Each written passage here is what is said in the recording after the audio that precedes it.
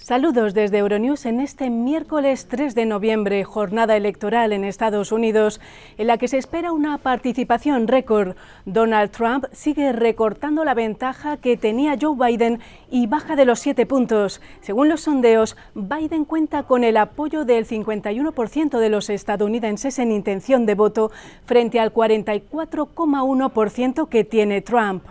Austria despliega sus fuerzas de seguridad tras el atentado múltiple en Viena, en el que al menos 5 personas han perdido la vida y otras 17 resultaron heridas. Un atentado yihadista con armas de fuego cerca de una sinagoga, en el que uno de los atacantes se dio a la fuga. Restricciones y hartazgo por la COVID-19. Varios países europeos refuerzan sus medidas sanitarias mientras se multiplican las protestas en las calles. En Nicaragua, el huracán ETA de categoría 4 toca tierra con vientos catastróficos y obliga a evacuar zonas de riesgo. Y al final de nuestro informativo veremos cómo el arte contemporáneo puede salvar vidas. En Holanda, la gigantesca estatua de una ballena impidió el descarrilamiento del metro de Rotterdam. Enseguida estas y otras noticias, y ahora los titulares. Abren los colegios electorales y Estados Unidos decide. Donald Trump y Joe Biden animan a los ciudadanos a votar en unas elecciones relevantes para el mundo entero. Austria despliega sus fuerzas de seguridad tras el atentado del lunes, una lucha entre la civilización y la barbarie, en palabras del canciller. Varios países europeos refuerzan sus medidas sanitarias mientras las calles se llenan de manifestantes que reclaman un salvavidas para su sector. El huracán ETA se acerca a la costa norte de Nicaragua con categoría 4. El Centro Nacional de Huracanes de Estados Unidos no descarta que pueda subir a 5. Milagroso rescate en la ciudad turca de Esmirna, el de una niña de 4 años encontrada en buen estado 4 días después del fuerte terremoto.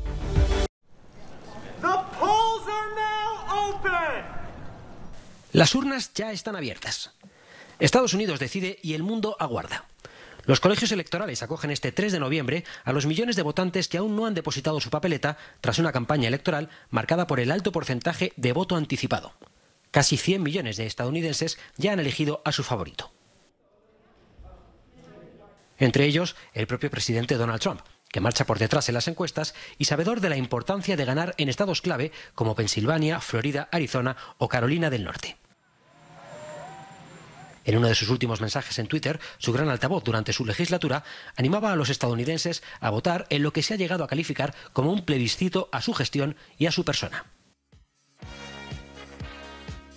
Frente a él, el ex vicepresidente Joe Biden, claro favorito en voto popular, pero no por ello claro ganador. El que sería el presidente de más edad en la historia de Estados Unidos también animaba este martes a los votantes a depositar su papeleta.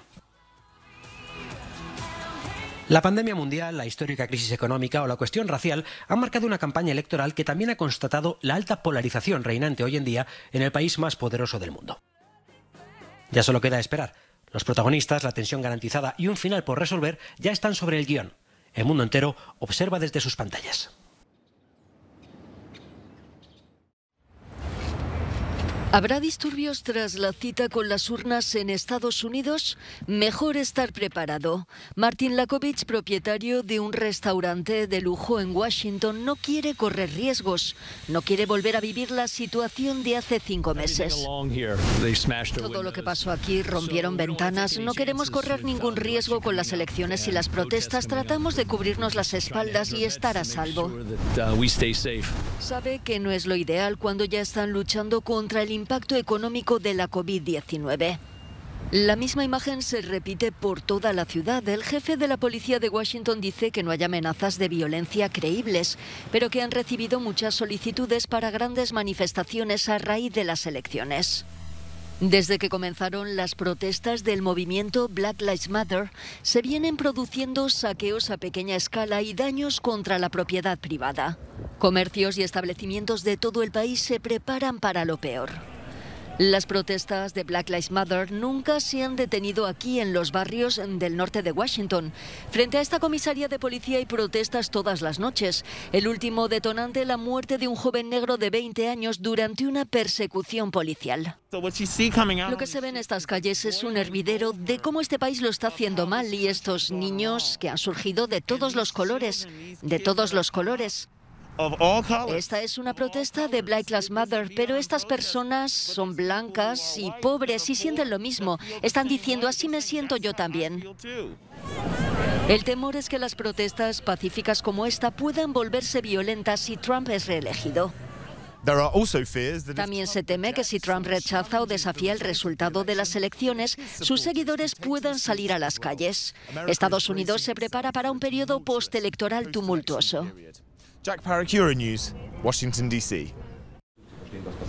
Las fuerzas de seguridad de Austria tienen carta blanca del gobierno para usar todos los medios necesarios en la investigación del ataque en Viena el lunes por la noche. Uno de los atacantes, abatido por la policía, tenía 20 años y nacionalidad austriaca y macedonia, y ya era conocido por las autoridades por su actividad terrorista. Aunque el gobierno confirmó que el extremismo islámico estaba detrás del ataque, Sebastian Kurz quiso dejar claro que no se trata de un enfrentamiento entre cristianos y musulmanes o entre austríacos y migrantes. Se trata, asegura, de una lucha entre las muchas personas que creen en la paz y los que quieren la guerra, entre la civilización y la barbarie, y lucharemos con toda nuestra determinación, ha insistido. El ataque indiscriminado ha dejado 4 víctimas mortales y 18 heridos, algunos graves, por los que se han declarado 3 días de luto nacional. La policía ha realizado 15 registros domiciliarios y varias personas han sido arrestadas en relación con el ataque. El canciller austríaco ha agradecido la colaboración ciudadana que puso a disposición de las fuerzas de seguridad unos 20.000 vídeos relacionados con el incidente más reciente de una larga lista de atentados terroristas en Europa. Las nuevas restricciones y confinamientos para detener la propagación del coronavirus han provocado violentas protestas en algunos países europeos. El miedo a la crisis económica ha llevado a muchos a las calles. En Italia, los dueños de restaurantes y bares han sido los últimos en pedir más apoyo, anticipándose al endurecimiento de medidas por parte del gobierno. Y eso es precisamente lo que ha hecho el primer ministro Giuseppe Conte, anunciando el cierre de los centros comerciales el fin de semana y la perspectiva de un toque de queda nocturno en algunos distritos. Estamos a punto de ordenar el cierre de los centros comerciales. Esperamos la reducción al 50% de la capacidad de todo el transporte público local. Planeamos introducir límites en el movimiento hacia y desde las regiones que presentan un mayor coeficiente de riesgo.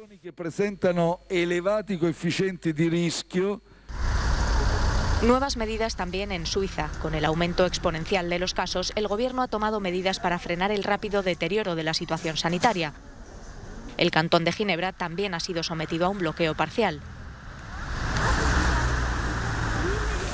En Alemania, la canciller Angela Merkel ha defendido la decisión de su gobierno de cerrar restaurantes, bares, cines, gimnasios y otras instalaciones de ocio durante 4 semanas, diciendo que el virus castiga la indiferencia. Dependemos mucho de que la mayoría de la gente sea sensata y siga a las normas, salvando así la vida de los demás, ha dicho Merkel.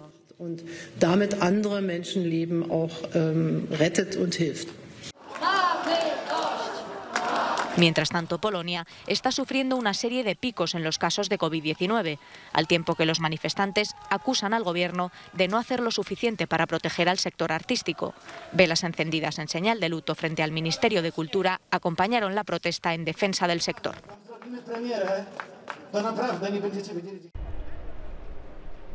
No termina de salir el sol en España, que ha comenzado la semana con unos números estremecedores sobre la pandemia de la COVID-19. Las autoridades sanitarias han sumado 55.019 nuevos contagios durante el fin de semana y 379 muertos más desde el viernes. La incidencia acumulada, la cantidad de casos positivos por cada 100.000 habitantes, ha pasado de 485 a 521. Y la presión de las UCIs, las unidades de cuidados intensivos de los hospitales, sigue subiendo y roza ya el 28%. La alarma cunde en algunos territorios, pero el gobierno confía en su estrategia basada en confinamientos perimetrales, fuertes restricciones y en el toque de queda. Así, el ministro español de Sanidad, Salvador Illa, ha descartado el confinamiento total de 15 días solicitado por la región de Asturias, pues confía en que con las medidas actuales se pueda aplanar la curva de una pandemia que oficialmente ha dejado ya 36.200 fallecidos en España y algo más de 1.240.000 infectados. Estos 240.000 han dado positivo en las últimas 2 semanas. Difícil agitar la bandera del civismo en medio de la confusión y el caos que se han vivido varias noches consecutivas en distintas ciudades españolas en las que se convocaron protestas contra el toque de queda. Pablo, un joven logroñés de 16 años, se ha convertido sin pretenderlo en un ejemplo para la ciudadanía al convocar y dirigir una iniciativa para limpiar y reponer lo que otros rompieron y ensuciaron. Me pareció súper feo, ya que yo tengo una madre barrendera y sé lo que es deslomarse la espalda para poder dar un plato de comer, y no me pareció ni medio normal que tendrían que venir más refuerzos aquí a limpiar por lo que causaron ayer algunas personas. Y hablándolo con mi grupo de amigos, que es los que están atrás, decidimos publicarlo en Instagram, lo publico yo en mis historias, que íbamos a venir a las 9:30, que cada uno se podría traer bolsas, guantes. En la localidad portuguesa de Sintra, dentro del área metropolitana de Lisboa, un equipo multidisciplinar con servicios sociales y personal sanitario presta ayuda durante la cuarentena a los pacientes que han contraído el coronavirus. Estos equipos visitan cada día a los pacientes de COVID-19 para brindar atención médica y señalar los casos sociales más alarmantes entre familias que deben permanecer confinadas en sus domicilios. Da un poco de miedo cuando un equipo así entra en tu casa, pero tenemos que superar esta situación y no avergonzarnos. Sabemos que para combatir el virus debemos cumplir estas medidas. Sintra, el municipio con el segundo mayor índice de población del país, es el que más casos tiene de COVID-19 después de Lisboa. Es un equipo multidisciplinar compuesto por enfermeras, trabajadores sociales, trabajadores de protección civil y policía. Nuestro trabajo principal es evaluar la situación clínica de las familias, así como su situación socioeconómica. Estos equipos de ayuda durante la cuarentena han atendido solicitudes de alimentos en más de 300 hogares, proporcionando medicación e incluso apoyo económico y hasta una vivienda alternativa a familias con dificultades para convivir durante el confinamiento. Más de 300.000 estudiantes vuelven a las aulas en la capital de Cuba. El lunes se inició un curso escolar diferente en La Habana como parte de la nueva normalidad que se intenta recuperar tras la primera ola de la pandemia que obligó a cerrar la isla. La COVID-19 no da demasiada tregua, sin embargo, varias escuelas en otras provincias del país han tenido que cerrar tras sufrir brotes. Tras meses de clases televisadas, el regreso al colegio es motivo de esperanza para muchos docentes. Algo fascinante. ¿Por qué? Porque en medio de todo esto tan negativo, el regresar los niños a los centros es maravilloso. Desde luego que implica más responsabilidad, más cuidado. Más cuidado que se traduce en nuevos protocolos que los más pequeños están aprendiendo a rajatabla. El epicentro de la pandemia en el país, La Habana, ya en fase 3 de la desescalada, ha sido la última provincia en reabrir los centros educativos tras sumar 4 jornadas consecutivas sin registrar nuevos contagios. El extremadamente peligroso huracán ETA se acerca a la costa norte de Nicaragua con categoría 4. El Centro Nacional de Huracanes de Estados Unidos ha advertido de que podría fortalecerse aún más y alcanzar la categoría 5 antes de tocar tierra este martes. El huracán registra vientos máximos sostenidos cercanos a los 240 kilómetros por hora. En sus alertas, el centro de Miami dice que se esperan marejadas ciclónicas potencialmente mortales, vientos catastróficos, inundaciones repentinas y deslizamientos de tierra en varios lugares de América Central, donde ya se están produciendo desbordamientos de ríos. En Nicaragua, unos se preparan para afrontar la embestida de ETA, otros han buscado refugio. Han sido evacuadas más de 3.000 familias a centros como este en Puerto Cabezas. Huracán cuando viene se puede arrancar todo el zinc y puede destruir la casa, y entonces ¿qué tiene que buscar para cuál es más seguridad? Porque nosotros vivimos cerca de la playa, entonces teníamos que venir aquí a refugiarnos con toda nuestra familia. Que mi casa está en mal estado, lo que están aquí todos, la casa está en mal estado. El huracán afecta también a Honduras, Guatemala, Belice, Panamá, Costa Rica, Jamaica, el sureste de México, El Salvador, el sur de Haití y las Islas Caimán. En el Caribe colombiano, las lluvias provocadas por ETA han dejado al menos 8.000 damnificados. Ser mujer es un delito, Llorona, con sanción bien definida. Te agarran 4 canallas, Llorona, te arrebatan la vida. La pandemia del coronavirus confinó en parte el crimen violento en México. La macabra excepción, los feminicidios, que han seguido produciéndose al mismo ritmo que antes de la COVID-19. Una media de unas 10 mujeres mueren al día en el país por el hecho de serlo. Por el Día de Muertos, un centenar de ellas han salido a la calle a homenajear a las víctimas. Nadie se daba cuenta porque pensaban que estaba acostada. Me remueve el asesinato de mi hija, me recuerda todo lo que yo viví cuando yo la andaba buscando. Es removerlo, es una herida abierta, es una herida que está ahí.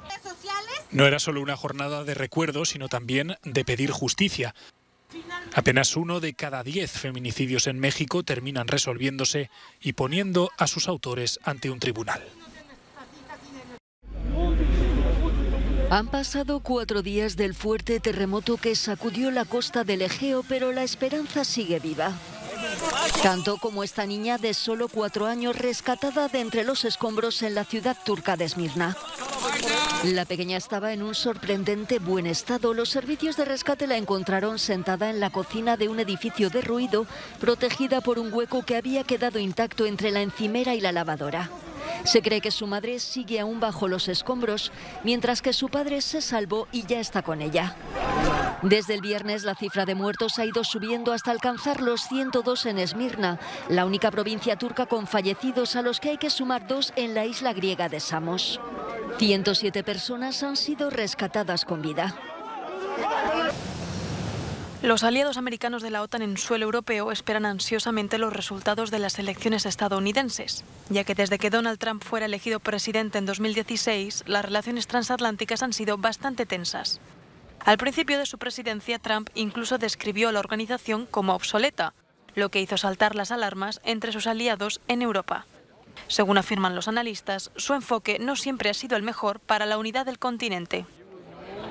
Lo que ha hecho Donald Trump estos 4 años ha sido priorizar los acuerdos bilaterales por encima de los multilaterales, ¿no? Y eso ha llevado a dividir a Europa. Es decir, Donald Trump ha reforzado sus lazos en el ámbito de la defensa, específicamente con países de Europa Oriental, como por ejemplo con Polonia, y sin embargo con el resto de los países no. Si sigue Donald Trump, eso se va a acentuar. Ese interés creciente por Europa Oriental se materializó el pasado verano cuando, después de exigir a Europa que contribuyera con más dinero a la OTAN, Trump decidió sacar unos 12.000 efectivos militares de Alemania. Una parte volvió a Estados Unidos y la otra fue trasladada a otros países de la OTAN, entre ellos Polonia.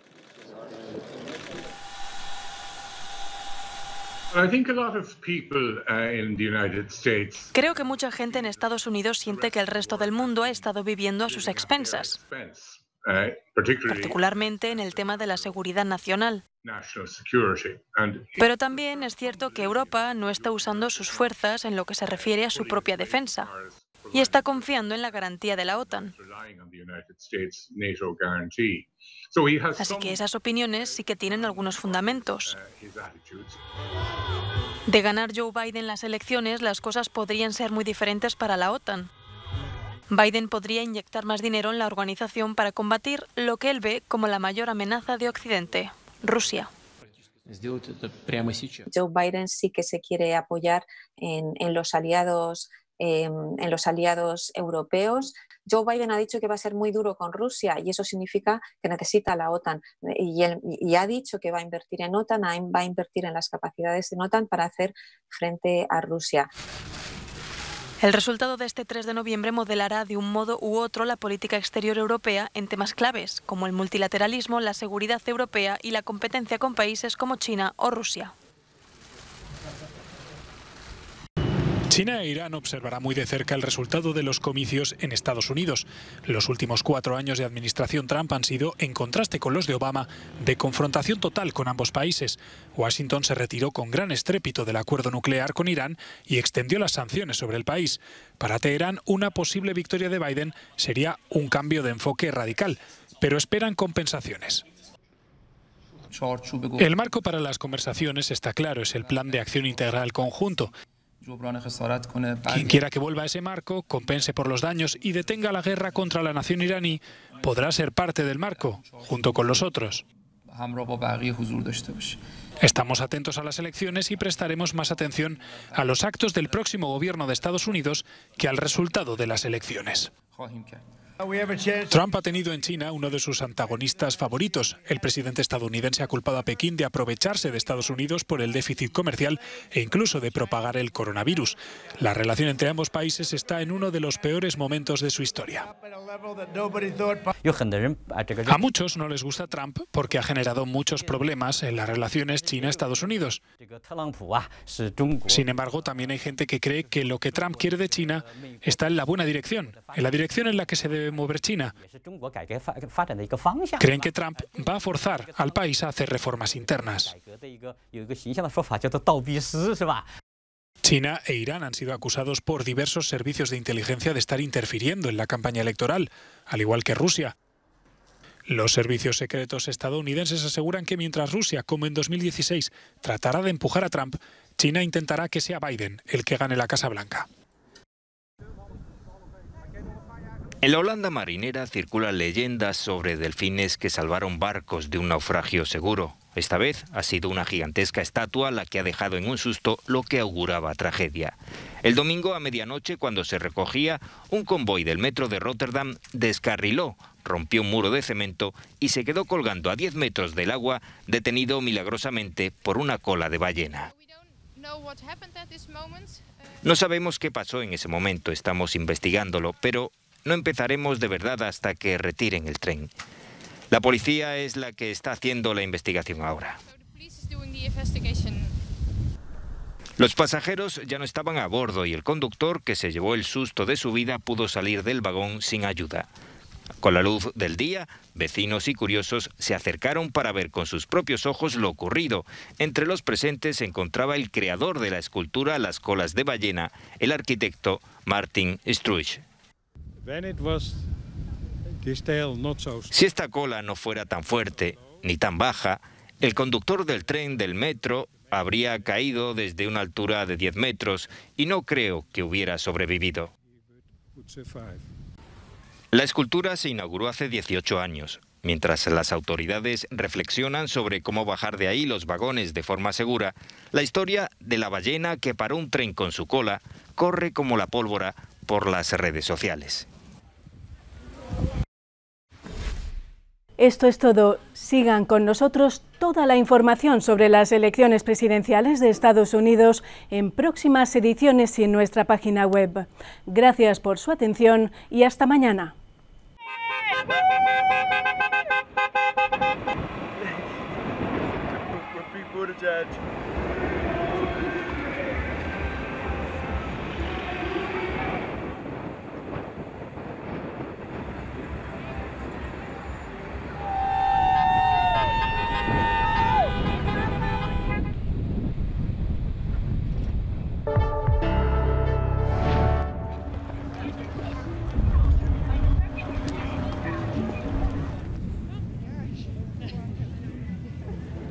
Are we in the top 100? We love Trump. Free gloves. A little.